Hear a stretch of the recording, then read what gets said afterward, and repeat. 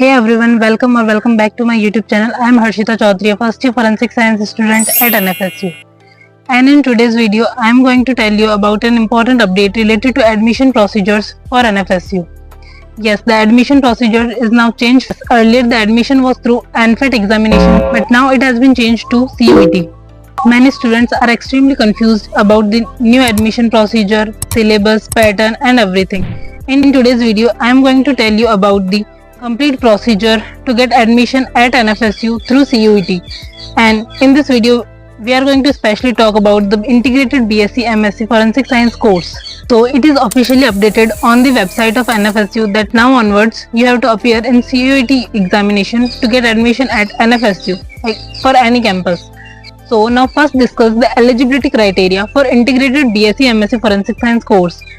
So you must have physics, chemistry, bio or physics, chemistry, mathematics in your class 12th.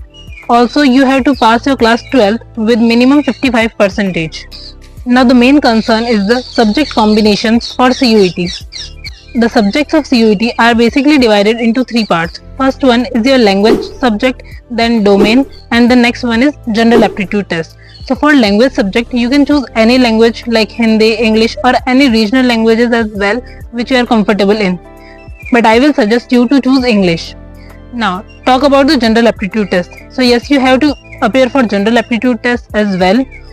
And the major confusion is about domain subject. Which domain subject should you choose? So for integrated BSc MSc course, you can choose either PCM or PCB.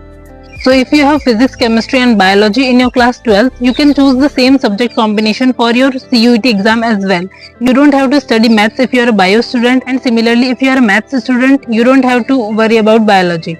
Now about the syllabus. So the syllabus of CUET is your class 12 syllabus. Earlier in ANFET, we have to study both 11th and 12th syllabus, but for CUET, you just have to study class 12 syllabus. Now about the age limit, there is no such age limit for now. Whether you are a dropper or a 12th appearing student, you can take admission at NFSU through CUET. Now let's talk a little bit about other courses as well.